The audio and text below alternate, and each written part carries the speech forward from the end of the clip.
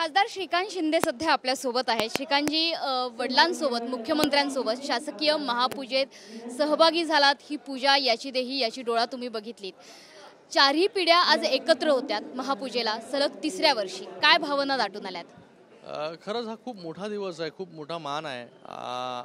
माननीय मुख्यमंत्री मोदयांच्या पूर्ण परिवाराला हा मान मिळतो आणि आमच्या परिवारामध्ये चारही पिढ्या, मला वाटतं हे देखील एक वेगळं उदाहरण आहे की आजोबा, बाबा असतील, आई असेल, रुद्रांश आहे, वृषाली आहे, गेले 3 वर्ष सलग पूजेचा मान जो आहे तो इथे मिळतोय।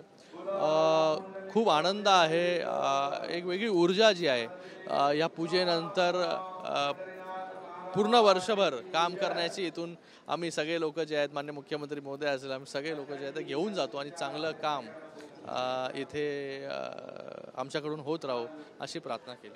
पण 4 पिढ्यांनी पूजा केल्यानंतर चौथ्या वर्षी पुन्हा एकदा 4 पिढ्या याच ठिकाणी महापूजेसाठी एकत्र दिसू दे असं साकडं घातलंय का तुम्ही? मला वाटतं हे सगळं पांडुरंगाचा आशीर्वाद जो आहे शिंदे साहेबांवरती आहे, पूर्ण आमच्या परिवारावरती आहे आणि येणाऱ्या काळामध्ये मायबाप जनता जी आहे या सगळ्या गोष्टी ठरवणार। आणि मला वाटतं मायबाप जनता ही शिंदे साहेबांच्या कामावरती विश्वास ठेवून ज्या प्रकारे शिंदे साहेब काम करतायत, दिवसाचे 17-17, 18-18 तास, आणि मला वाटतं त्यांच्याबरोबर लोक उभी आहेत। गेल्या 2 वर्षामध्ये ज्या प्रकारे काम केलं, ज्या प्रकारे लोकसभेमध्ये मोठं यश देखील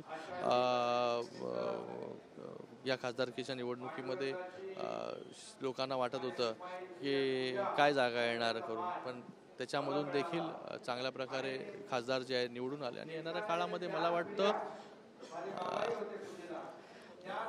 साहेब पण म्हणतात की 4 पिढ्या ज्या आहेत या एकत्र आणि सातत्याने पूजा करतायत आणि मला वाटतं स्वाभाविक आहे, सगळ्यांची अपेक्षा असणारच की पुढच्याही वर्ष, अनेक वर्ष जे आहे पांडुरंगाचा दर्शन जे आहे, आशीर्वाद जो आहे आणि त्यांची पूजा करण्याचा मान जो आहे हा मिळत राहू।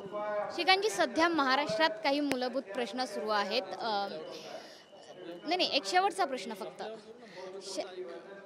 प्रश्न फक्त अस्थिरता काहीशी दिसते आहे, समाजांमध्ये फूट पडते की काय, अशा पद्धतीची परिस्थिती निर्माण झालेली आहे। मुख्यमंत्र्यांनी देखील सांगितलं की महाराष्ट्रातली एकता अबाधित राहू दे, मात्र विरोधक असतील किंवा सत्ताधारी असतील, शिवाय महायुतीतली सत्ताधाऱ्यांमधली सुद्धा एकता कायम राहणार।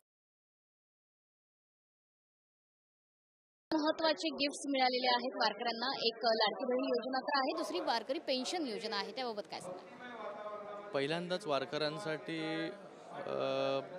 महामंडळ स्थापन झालं। पहिल्यांदा दिंडीला 20,000 रुपये देण्याचं काम सरकारने केलं। लाडकी बहीणसारखी योजना असेल, इन्शुरन्स असेल, पेन्शन असेल, या सगळ्या गोष्टी ज्या आहेत त्याचा निर्णय घेण्याचं काम सरकारने केलं आणि समाजामध्ये द्वेष निर्माण करण्याचं काम काही लोक करतात की बाबा वेगवेगळे समाज सगळे झाले पाहिजे, समाजामध्ये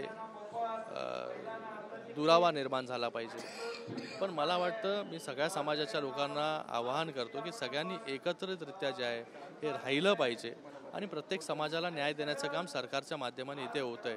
10% वेगळं आरक्षण देण्याचं काम देखील मराठा समाजाला याच सरकारने केलं, माननीय मुख्यमंत्री महोदयांनी केलं।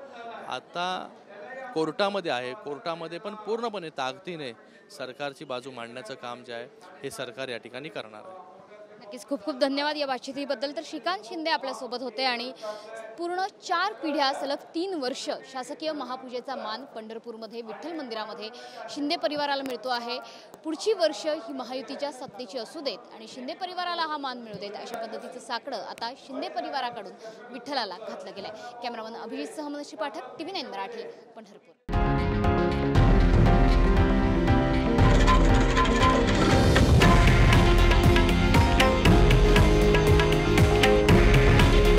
हे आहे देशातील नंबर 1 न्यूज नेटवर्क आणि आपण पाहत आहात TV9 मराठी।